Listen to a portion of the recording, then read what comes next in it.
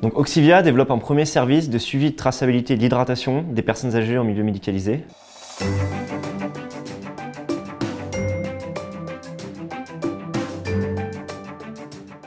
Donc en fait, on développe des verres intelligents qui vont venir s'insérer dans la logistique traditionnelle de vaisselle et qui vont venir traquer l'ensemble de l'hydratation d'une grande population dans une structure médicalisée. Ça, c'est la première chose qu'on fait. La deuxième chose, c'est qu'on va permettre à ces structures de prévenir les risques d'hygiène liés à de la stagnation d'eau dans les solutions. On va aussi permettre de la mise en évidence de troubles du comportement. Donc ça, c'est quelque chose qu'on a breveté.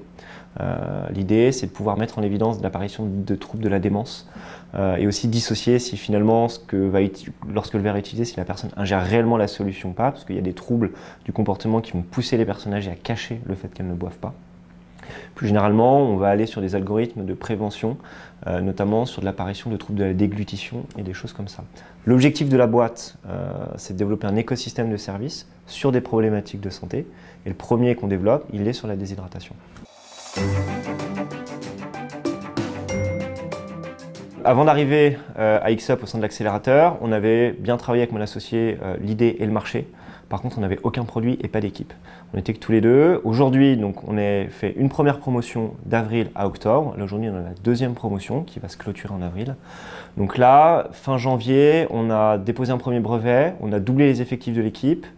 On a la version 3 du prototype fonctionnel qui fonctionne. On a signé 2 contrats avec les 2 leaders européens des maisons de retraite médicalisées, un contrat aussi de partenariat avec le groupe La Poste sur le marché du maintien à domicile. On revient tout juste du CES et on prépare une levée de fonds. Et là, on a un plan de recrutement sur les 2 mois qui suivent de 4 personnes. Donc on va encore doubler les effectifs.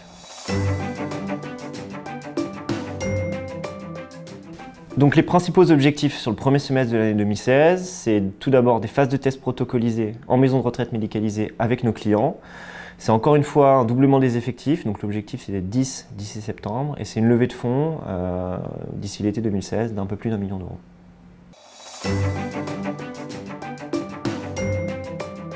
Donc le premier conseil que je donnerais à des entrepreneurs, c'est vraiment de savoir s'entourer. La qualité de l'équipe est primordiale et voire parfois même plus importante que l'idée.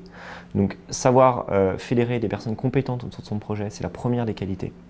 La deuxième, c'est de minimiser le risque, c'est-à-dire qu'en fait, en France, quand on monte une boîte, le risque est très petit par rapport à d'autres pays. On a la chance d'avoir un panel de ressources et de financement public que n'ont pas les autres. Donc on a le temps de monter sa boîte, de parfois développer pendant 2 ans grâce à l'aide publique. Donc ça permet de voir arriver beaucoup de difficultés.